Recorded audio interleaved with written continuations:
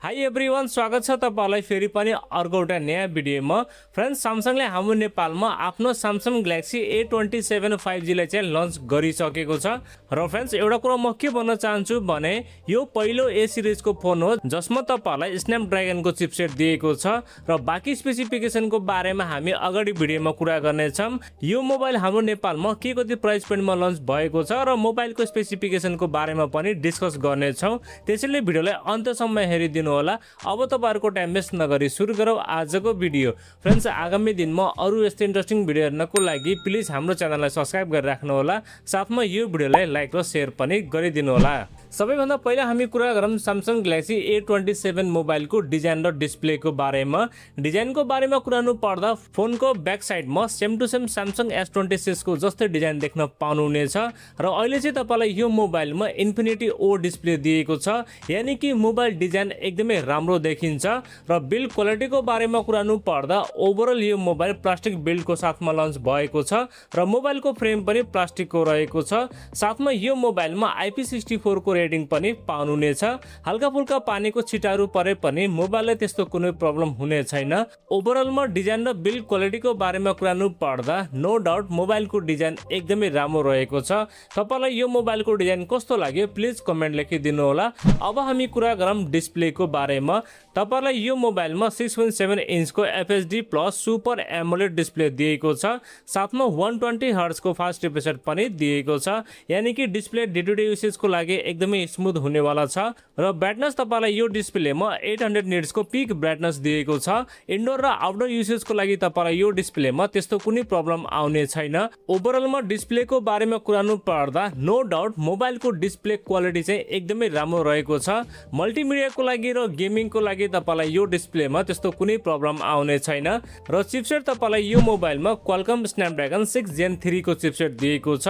4 नैनोमिटरमा बनेको कारणले तपाईलाई यो मोबाइलमा हिटिङको इस्यु चाहिँ एकदमै कम पाउनुहुनेछ। र यो चाहिँ एउटा 5G चिपसेट पनि हो। साथमा LPDDR5X को RAM टाइप र UFS 3.1 को स्टोरेज टाइप पाउनुहुनेछ। रिड एन्ड राइट स्पिड तपाईलाई यो मोबाइलमा एकदमै राम्रो पाउनुहुनेछ।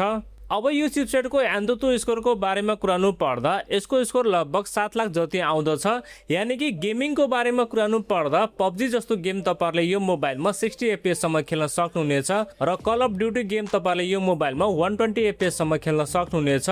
ओभरअलमा परफर्मेन्सको बारेमा कुरानु पर्दा डे टु डे युसेजको लागि तथा गेमिङको लागि तपाईलाई यो मोबाइलमा त्यस्तो कुनै प्रब्लम आउने छैन।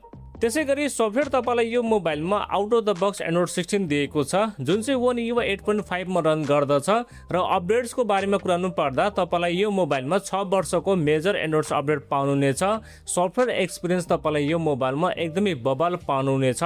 अब हामी कुरा गरौँ क्यामेराको बारेमा। तपाईहरुलाई यो मोबाइलमा 50 मेगापिक्सलको प्राइमेरी सेन्सर, 5 मेगापिक्सलको अल्ट्रा वाइड सेन्सर, 2 मेगापिक्सलको चाहिँ माइक्रो सेन्सर दिएको छ र सेल्फी क्यामेरामा चाहिँ 12 मेगापिक्सलको सेल्फी क्यामेरा सेन्सर दिएको छ। साथमा तपाईलाई यिनी क्यामेराहरुमा OIS पनि दिएको छ। र भिडियो रेकर्डिङको बारेमा कुरानु पर्दा प्राइमेरी क्यामेराबाट तपाईहरुले 4K 30 FPS सम्म चाहिँ भिडियो सुट गर्न सक्नुहुनेछ र सेल्फी क्यामेराबाट तपाईहरुले 1080 को 30 FPS सम्म चाहिँ भिडियो सुट गर्न सक्नुहुनेछ। ओभरअलमा क्यामेराको बारेमा कुरानु पर्दा नो डाउट यो मोबाइलको क्यामेरा सेटअप एकदमै राम्रो रहेको छ।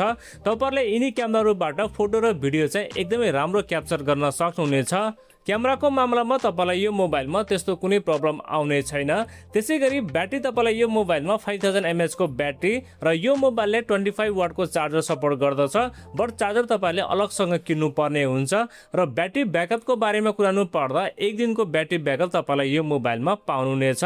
प्राइभेसी र सेन्सरहरुको बारेमा कुरानु पर्दा तपाईलाई यो मोबाइलमा side fingerprint scanner, face unlock, चार्जिङको लागि टाइप सी पोर्ट, साथमा सिंगल स्पिकर दिएको छ जसको क्वालिटी चाहिँ डिसेन्ट रहेको छ।